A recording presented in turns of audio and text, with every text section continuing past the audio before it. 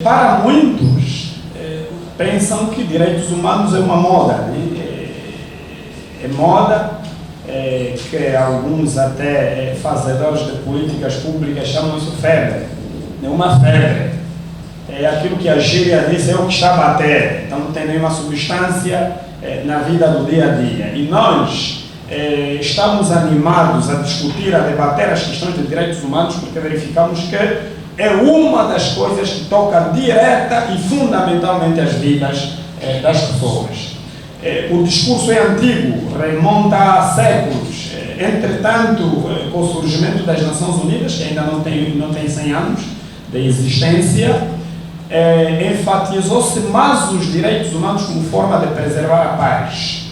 Todos na história, quer numa vertente universitária, quer numa vertente de cultura geral, todos sabemos que o discurso de direitos humanos, sobretudo a componente dos direitos civis e políticos e também a componente dos direitos econômicos, sociais e culturais, a sua tonalidade subiu depois da Segunda Guerra Mundial. As Nações Unidas entenderam, quando elaboraram a Declaração Universal dos Direitos Humanos, que a melhor maneira de preservar a paz é respeitar os direitos das pessoas. Os direitos, quer sejam econômicos, aqueles direitos de que deve-se criar todas as políticas de afetação direta dos recursos econômicos das pessoas para não viverem na pobreza abjeta, porque é consensual que a pobreza é a maior violação de todos os direitos, porque a pobreza limita o acesso a outros direitos. Os direitos culturais, estamos a viver num mosaico cultural a nível global, onde é preciso respeitar as diferenças, quer diferenças políticas, diferenças religiosas, diferenças culturais, etc, etc. Agora já não se enfatiza muito em diferenças rássicas, mas houve tempo dizer que já foi um problema muito mais candente, mas às profundezas ou à superfície ainda esta tônica existe. Os direitos sociais. As pessoas não conseguem sobreviver sem os seus direitos sociais, tais como o direito à habitação. As pessoas não podem viver nas florestas, nas sociedades sem Estados. O direito à segurança pública, o direito à saúde, o direito à educação, o direito, portanto, à própria livre circulação de pessoas, mas não só circulação de pessoas, como também circulação das ideias. Isso tudo se enquadra nas prerrogativas que devem ser exatamente preservadas nessa perspectiva de direitos.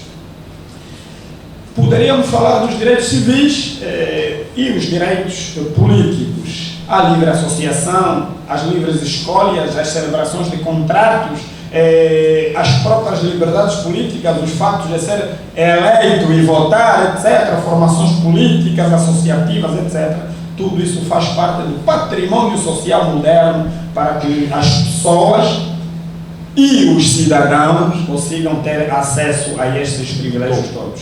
Eu distingui pessoas e cidadãos por quê? Porque também é ser reconhecidos os direitos mesmo dos estrangeiros e apátridas nos lugares onde tiverem que viver. E para além dos cidadãos, aquelas pessoas vinculadas, portanto, juridicamente num Estado politicamente organizado. Em 1975, olhando um pouco para a história, quando Angola se erigiu em Estado, fez uma preferência ideológica, portanto, de escolher um tipo de direitos, os direitos econômicos, sociais e culturais. Quando Angola alcançou a independência, fez uma opção político-ideológica que não permitia, portanto, a escolha de direitos civis e políticos. Preferiu os direitos econômicos, sociais e culturais. Significa, portanto, ter acesso à alimentação, à escola, à saúde, sim. Mas reivindicar os espaços políticos nem pensar. Então, reivindicar os espaços políticos, as associações, os movimentos sindicais, etc., etc., isso faz parte do pacote dos direitos civis e políticos. Isso aos angolanos foi negado nos primeiros 16 anos de independência, mas deu-se com certas limitações, portanto, os direitos econômicos, sociais e culturais, que nos permitiu não morrer à fome, não sucumbir à fome, basicamente com essas limitações todas. Entretanto, em 1992, com o arranque da democracia formal, através dos acordos de Nicésia e também as reformas legislativas, portanto as mudanças nas leis angolanas, introduziu-se a outra componente dos direitos civis e políticos. Isto permitiu então a criação de partidos, das associações, a movimentação livre das igrejas, por intermédio, portanto, das próprias reformas constitucionais. Era formalmente visível que o país tinha então dado este primeiro arranque fundamental. As Nações Unidas têm um conselho que se chama Conselho de Direitos Humanos das Nações Unidas. Esse conselho geralmente tutela, vigia, fiscaliza, monitora a nível global a forma como cada Estado respeita os direitos dos seus cidadãos e os direitos dos estrangeiros residentes ou não naquele país. Angola não era membro. Apesar de ser membro das Nações Unidas imediatamente a seguir a independência, em 1992, mais propriamente em abril, Angola ratificou o Pacto Internacional dos Direitos Civis e Políticos e também ratificou o Pacto Internacional dos Direitos Econômicos, Sociais e Culturais, mas só em 1996 foi admitido como membro do Conselho dos Direitos Humanos das Nações Unidas.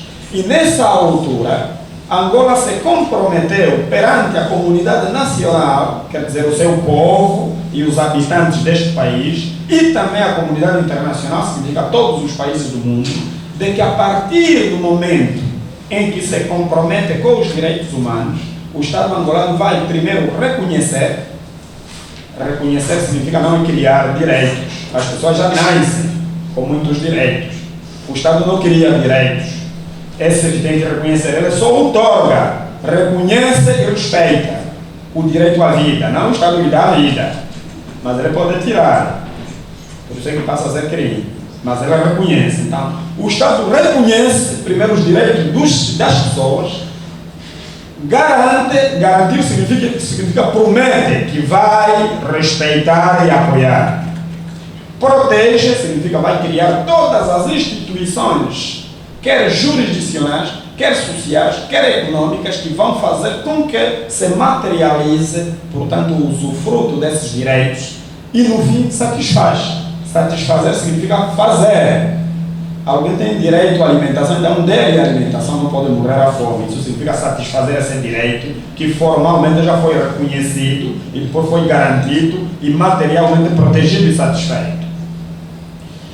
A partir daquele momento, Angola se comprometeu a que de 4 em 4 anos teria que se submeter a uma avaliação periódica, significa a comunidade internacional deveria vigiar se esses compromissos que ele assumiu estão a honrar no seu país, no seu território. Essa monitoria fez com que em 2010 o Estado angolano tivesse sido submetido pela primeira vez, desde a criação do mundo, a uma avaliação periódica universal. Quer dizer, o Estado é submetido a um exame, analisar os seus relatórios, a sua relação com os seus cidadãos, com os partidos, com as associações, com as igrejas, se na verdade respeita os direitos.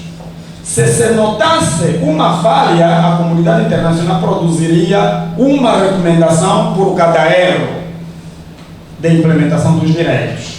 Nessa primeira avaliação, Angola foi recomendada 166 recomendações, quer dizer, para Angola, o Estado angolano, cumprir escrupulosamente com a garantia e satisfação e proteção dos direitos dos seus cidadãos, ainda cometeu sensivelmente 166 erros. Significa que são pontos que deve corrigir, porque não estava bem em 2010. No intervalo, esse exame chama-se RPU, ou seja, a Revisão Periódica Universal, que se processa de 4 em 4 anos. Então, em 2010, produziu-se 166 recomendações, o que significa que o Estado tinha um desafio de atravessar 4 anos a melhorar a sua conduta, as suas políticas, as suas práticas, as suas ideias, as suas crenças, a sua relação de poder com as pessoas e as instituições, etc., para se, então, reconhecer que se trata de um Estado que respeita os direitos. A segunda avaliação devia ter lugar em 2014. Olhando para o intervalo 2010 e 2014, em que se produziu aquelas recomendações, no lugar de melhorar, o nosso Estado manifestou, na verdade, muitos progressos e muitas regressões. Foi nesse intervalo de 2010 para 2014 que em Angola tivemos fortíssimos problemas de violações dos direitos humanos denunciados, quer pelas instituições nacionais, quer internacionais. E eu enfatizaria duas coisas que em Angola foi, de fato, uma coisa emblemática. O surgimento foi nesse intervalo, depois do Estado se comprometer que iria respeitar os direitos dos cidadãos, surgiu em Luanda o fenômeno dos caenches, aqueles grupos colossos grandes que partiam os braços, as mandíbulas das pessoas quando tentavam fazer manifestações pacíficas. E a Almunga, que promove esse debate, tem sido emblemática nessas situações, porque tem participado ativamente. Então, naquele intervalo, violou-se mais direito do que garantiu-se. A situação de pobreza também aumentou. Foi naquele ano 2011, portanto, no intervalo 2010-2014, que alguns ativistas de direitos humanos ativistas cívicos foram mortos e atirados aos jacarés, cujos funerais não tiveram lugar até aqui. Claro que existem alguns senhores que estão presos, que suponho eu nunca os visitei na cadeia, então não os vi, não tenho certeza se estão lá ou não, mas supõe-se que estejam a pagar por essas mortes, mas ainda não se autorizou aos familiares realizar funerais condignos, não se emitiu certidões de óbito. Quando o Estado não emite certidão de óbito, significa não aceitou que o fulano morreu, apesar de se ter dito que foram atirados ao jacaré. Então, nesse intervalo, notou-se que Angola, no capítulo de direitos humanos, não progrediu. Em 2014, foi submetido à segunda avaliação, então se produziu 221 recomendações. Isso significa que, na natureza dos direitos humanos, o Estado angolano tende a piorar ano após ano. Um ano é sempre pior que o anterior. E isto, para o cidadão que deve viver a sua vida na base de relação de poder com esse Estado, significa que essa situação não é boa. O Estado angolano foi avaliado em outubro e novembro de 2014, portanto, de 27 de outubro de 2014 até 4 de novembro do mesmo ano. E, como vamos falar também um pouco do caso Sumi, o caso Sumi veio acontecer 4 meses depois do Estado ser avaliado que respeitaria os direitos humanos. Então nós verificamos que, neste ponto de vista, o Estado angolano não tem sido feliz no capítulo de direitos humanos. Mas por que isto acontece? Duas razões fundamentais. Primeiro, a universalidade de todos os direitos humanos não são a opção fundamental do Estado angolano. O Estado angolano se instaura de um primórdio de um Estado autoritário. Portanto, nos 16 anos, nós tínhamos um partido-Estado, o MPLA era um partido-Estado, portanto, partido-governo, partido associativo, partido tudo. Então, era um poder absoluto, corporizado no partido do poder. Em 1991, apesar das reformas legislativas, apesar das reformas sociais, nós mudamos a ideologia política, mas não mudamos a sede do poder, ou seja, os políticos que fizeram a opção fundamental em comunismo, que era um modelo que não respeitava os direitos civis e políticos, era um modelo que não aceitava que os poderes do chefe nunca fossem questionados, nunca fossem limitados, que as instituições jurisdicionais, tais como tribunais, nunca pusessem em perigo, em causa o poder do chefe, mas que fossem um órgão de vigilância e punição contra os pequenos, contra os pobres, contra os camponeses, contra os adversários, ou seja, onde não há garantias dos direitos fundamentais das pessoas, significa que os tribunais têm o mesmo papel que a polícia. A diferença é que a polícia usa uma arma visível e o tribunal usa uma lei manipulada para, no fundo, reprimir na mesma. Então, esse modelo, no tempo em que não se garantia os direitos civis e políticos, era razoável, porque as pessoas não só não tinham conhecimento sobre os seus próprios direitos, como também não tinham os instrumentos à altura de reivindicar tais direitos.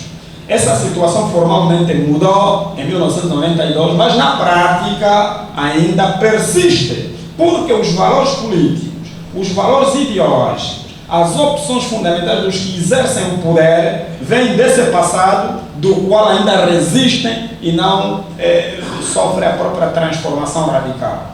O que eu chamo de transformação radical é mais ou menos, se usássemos a metáfora do telefone, seria não mudar o chip, né? Mas nós agora só mudamos o aparelho, o chip continua o mesmo. Mudamos a casca e o miolo continua o mesmo. Na essência, as mudanças não ocorrem na substância, ocorrem, portanto, na superfície. Isto está a fazer com que as liberdades fundamentais dos cidadãos estão sempre, portanto, cerceados, portanto, estão sempre suprimidas no panorama convivencial. E este ponto aqui nos chama para o conceito do acesso à justiça, que é uma parte também do nosso tema. O que é o acesso? Esse termo acesso, do ponto de vista etimológico, é a entrada, sem obstáculo, para uma determinada situação. Acesso a esta sala é aquela porta lá. Significa, quando dizemos não há acesso à sala do debate, significa que as portas estão trancadas. Quando temos o acesso, significa que as portas abriram e entramos. Quando dizemos assim, as crianças têm que ter acesso à educação, significa que todas as crianças são matriculadas e estudam. Mas o acesso nem sempre diz a qualidade do que se faz lá dentro. O acesso é só passar a porta e entrar. Quando nós dizemos acesso à justiça, estamos a dizer que a justiça tem muitos obstáculos, mas as pessoas têm fome e sede de alcançar essa justiça. Então tem que entrar para a justiça. Agora lá dentro tem outros fatores, fatores econômicos, fatores políticos, fatores ideológicos, fatores culturais, etc., para usufruto desses direitos.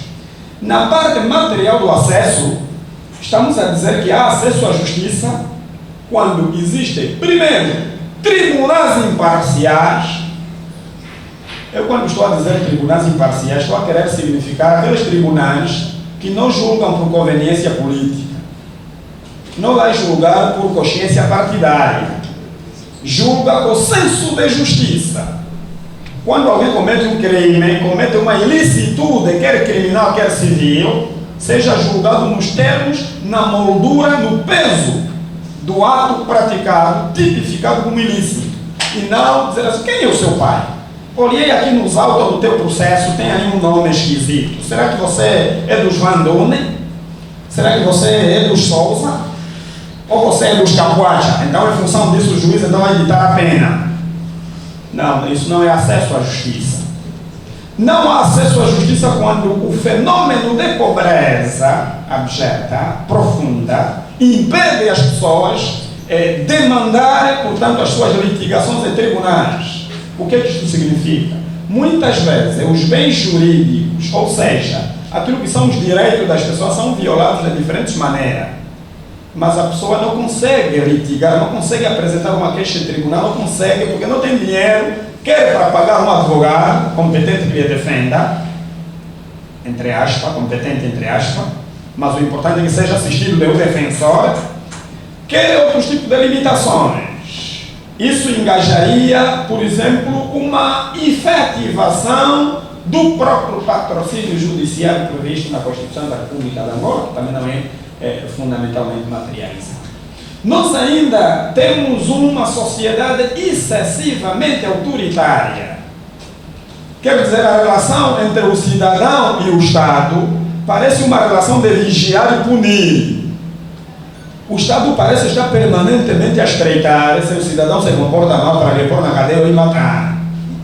Essa relação autoritária faz com que o juiz em tribunal, o procurador em tribunal, se tornem numas figuras tão grandes, tão superiores, tão supremos em relação ao cidadão, que eles materializam o medo, a repressão. Quando se olha para um juiz, estamos a olhar para alguém que a qualquer altura vai nos pôr na cadeia.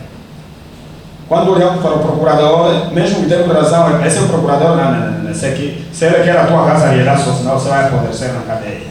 Mas por quê? Porque neste caso, o acesso à justiça foi, portanto, retirado, coartado ao cidadão devido à cultura da repressão, à cultura do medo, à cultura de falta de imparcialidade, portanto, a parcialidade das instituições jurisdicionais. Isto também dificulta o acesso à justiça. Ainda dificulta o acesso à justiça a falta de recursos humanos à altura.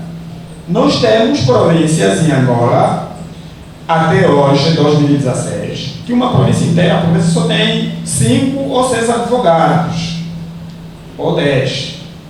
Neste caso, se cada cidadão ou pessoa residente naquela parcela territorial quiser solicitar os serviços advocatórios, portanto, não vai ter recursos humanos para atender sua demanda. O mesmo se diz dos tribunais. Embora o setor da justiça esteja a passar por umas reformas na República de Angola para suprir esta grande carência, ainda assim nós encontramos insuficiência de tribunais, insuficiência de qualidade dos recursos humanos em tribunais, a falta de senso de responsabilidade de servir do próprio agente da justiça. Isso tudo dificulta o acesso à justiça. E, mais uma vez, um outro ponto muito importante em Angola que dificulta mais a justiça é a tutela política.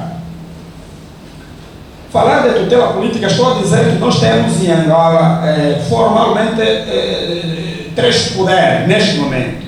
Temos o próprio poder executivo, liderado por Sua Excelência o Presidente da República, José Eduardo dos Santos, portanto há 37 anos, a liderar esta parte.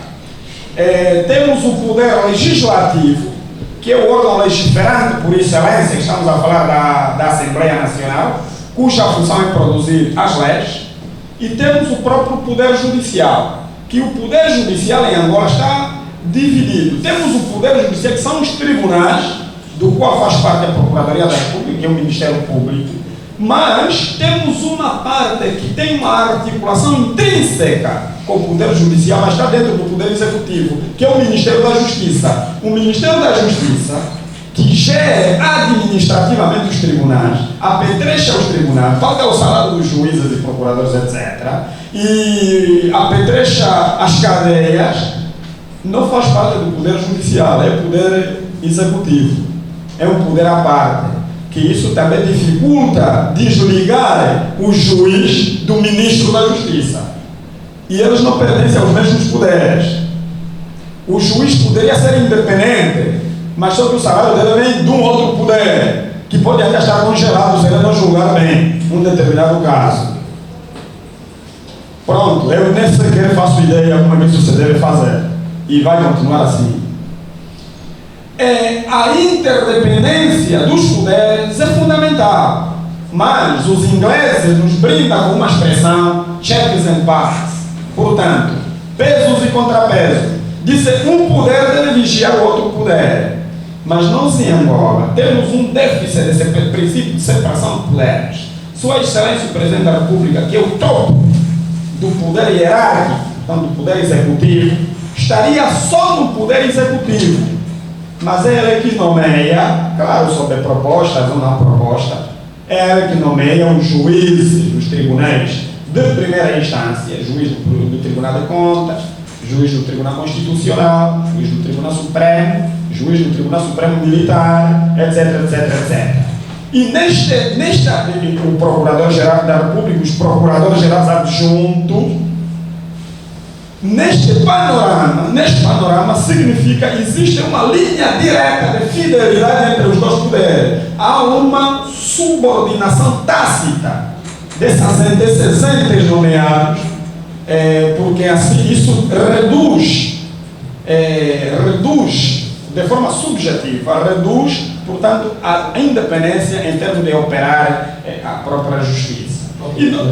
E para vamos tentar ser suficiente em função do tempo para poder aproveitar a participação dos convidados.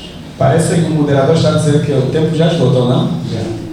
Está bem. Consumiram, me parece, 30 e 10 minutos que eu cheguei a tempo, mas como sou democrata, então eu tenho que respeitar essa particularidade do tempo. Para terminar, eu vou para a reta final.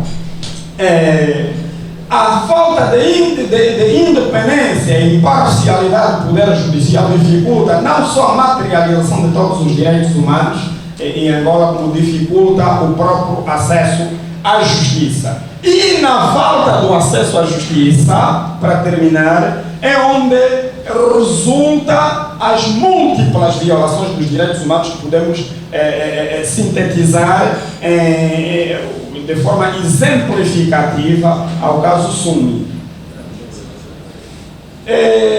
O famosíssimo e quase desconhecido, ou intencionalmente menos discutido caso Sumi, estamos a nos referir ao acontecimento que teve lugar no ano a 15 de abril de 2015, portanto do ano passado, em que a polícia se deslocou numa distância quilométrica de 48 da cidade do Huambo, onde deixaram as suas esquadras, as suas unidades, e foram atacar um acampamento religioso da Igreja Cristã Luz do Mundo, que era liderada por um pastor que neste momento está a cumprir a sua cadeia em Benguela, aqui. Se calhar alguns não sabem, mas depois de ser condenado ficou no Huambo. Entenderam que não, no Huambo parece que deve estar muito perto dos seus fiéis, então foi arrastado para Luanda, ficou em Luanda lá na Guiana uma semana. Depois de uma semana foi levado para aquelas matas lá da Caquila, e nós, a nossa organização Fórum, escreveu para as instâncias superiores em Angola, essa febre das ordens superiores parece, o ordem superior é a melhor lei que temos em Angola. Escrevemos para que, devido às torturas degradantes proibidas nos termos do artigo 60 da Constituição da República de Angola, fossem minimizadas contra o líder religioso, então fosse retransferido para o Huambo, não só porque os edafos climáticos do Huambo podem favorecer a sua própria situação física, como também, eventualmente, cada unidade prisional tem uma maneira de lidar com os seus prisioneiros de diferentes maneiras. Provavelmente lá no Huambo encontraria-se um pouco mais de acesso fácil aos direitos mínimos que um condenado pode ter. Fomos aceitos, mas no dia da transferência fomos enganados. Ouvimos por alto que foi enviado para Benguela, então está aqui convosco. Já há um mês e alguma coisa. O ataque ao Monte Sumi, para nós entendemos que viola múltiplos direitos sob a força, portanto, da própria Constituição da República de Angola. A nossa Constituição reza, no seu artigo 41, portanto, número 3, que os lugares de culto são absolutamente protegidos pelas instituições públicas. Protegidos. Segundo, respeitados. Terceiro, não são invadidos. Sob qualquer tipo de pretexto que o Estado apareça e apresente, o primeiro pressuposto, até terminológico, é que o espaço foi invadido e depois foi atacado. Com todas as consequências drásticas, quer para os atacantes, quer para os atacados, quer para os agressores, no caso os entes públicos, que poderiam se instaurar de um primórdio do bem. Então eles não foram agentes do bem, então foram atacar e isso resultou em consequências.